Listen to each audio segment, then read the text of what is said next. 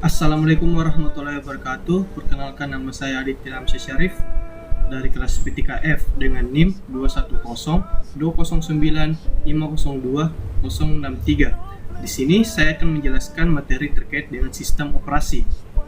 Pertama, pengertian sistem operasi dan fungsinya.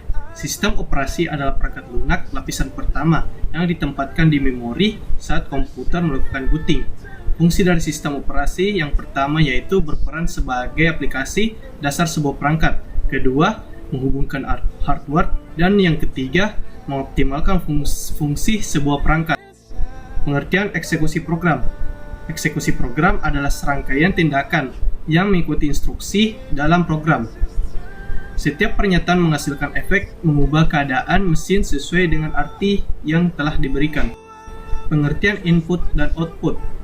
Input merupakan alat yang digunakan untuk menerima input, data, dan program yang diproses oleh komputer. Output yaitu dirancang untuk memproses data dari CPU atau menampilkan hasil pemrosesan dan mengeluarkan media yang dapat dibaca manusia. Biasanya digunakan untuk menyimpan data proses. Memanipulasi sistem file itu merubah isi, ukuran, dan sebagainya sehingga file yang telah dimanipulasi tidak sesuai dengan file asli. Proses stack, heap, dan data teks. Stack merupakan penyimpanan data sementara seperti parameter, fungsi alam pengembalian, dan variabel lokal, tempat penyimpanan parameter. Heap merupakan memori yang dialokasikan secara dinamis untuk diproses selama waktu berjalan. Data yaitu berisi variabel global yang disimpan pada data. Teks yaitu proses ID. Siklus hidup proses. Pertama, new. Tahap ini rutin. Prosedur sistem operasi berupa alokasi memori utama, pengisian tabel, pembuatan struktur data kendali, dan status proses. Kedua, ada ready. Proses yang berhasil dimasukkan ke dalam antrian penjadwalan siap berkompetisi untuk mendapatkan alokasi waktu tertentu. Ketiga, rutin, yang bertugas untuk melakukan pemilihan disebut dengan scheduler running. Keempat, ada blockade, yaitu terjadi ketika proses membutuhkan pembacaan data dari piranti input dan output untuk memaksimalkan prosesor agar proses lain dalam antrian dapat dijalankan. Yang kelima yaitu exit atau terminate, proses telah berhenti atau diberhentikan eksekusinya secara baik maupun tidak normal. Siklus proses di atas sering disebut dengan model proses.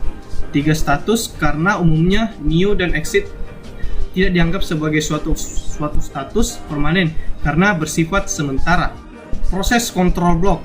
Proses control block dibagi menjadi tiga kelompok, yaitu proses identification data, proses state data, proses control data. Adapun pengertian dari penjadwalan proses.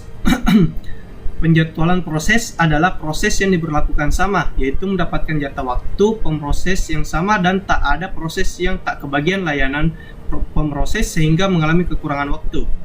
Keamanan sistem komputer adalah untuk menjamin sumber daya tidak digunakan atau dimodifikasi oleh orang yang tak terautorisasi.